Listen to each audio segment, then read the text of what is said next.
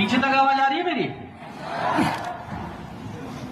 तो इंस्पेक्टर साहब ने आपको सबसे पहले कैरेक्टर तो पूछा कि गाजर चाचा कौन थे, और कौन कौन कैरेक्टर था यहाँ पे?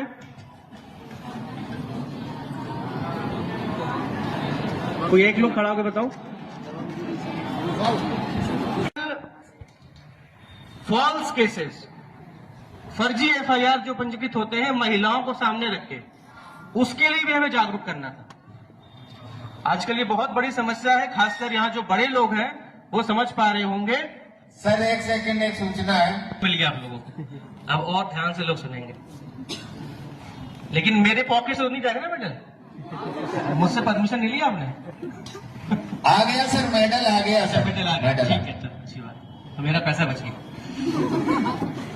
देखो दूसरी बात हम लोग कहा थे, ऑपरेशन जागृति का जो मुख्य बिंदु था, दूसरा था ये जो फॉल्स केसेस, ये बहुत इंपॉर्टेंट है। और बच्चे आप लोग भी इस चीज को समझो। अब आप लोग जब 18+ हो जाओगे, जब आप लोग जॉब करोगे या घर की जिम्मेदारी संभालोगे, तो जो ग्रामीण परिक्षेत्र में जो हम जो देखते हैं, और ये आज का जो डिस्कशन है, मैं पहले भी कह रहा हूं, मैं बहुत खुल के बात करूंगा।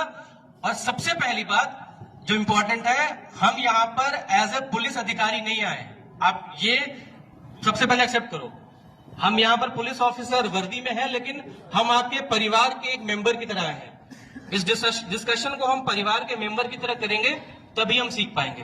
तभी इसलिए मैं कुछ बातें ऐसी करूंगा जो आउट ऑफ द बॉक्स जाके मैं बोलूंगा। शायद वो हो सकता है, मुझे अधिकृत रूप से बोलने का अधिकार नहीं है, फिर भी मैं आप लोगों से वो चर्चा कर रहा हूं। तभी मैं कह रहा हूं, ये जो फॉल्स केसेस के जो इश्यूज हैं वो बहुत ही व्यापक है, खासकर महिलाओं को आगे रखें।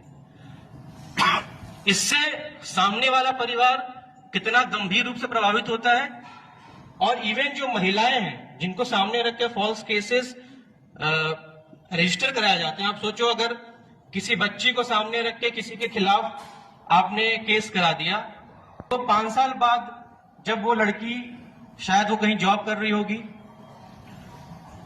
या लेट सपोज उसकी शादी हो गई है, अब आपने एफआईआर आज रजिस्टर कराया, बट वो कोर्ट में तो तुरंत आएगा नहीं वो मामला, 4 साल बाद 5 साल बाद में भी वो कोर्ट में हियरिंग के लिए आएगा। तब उस बच्ची को बुलाया जाएगा एविडेंस के लिए, बयान के लिए।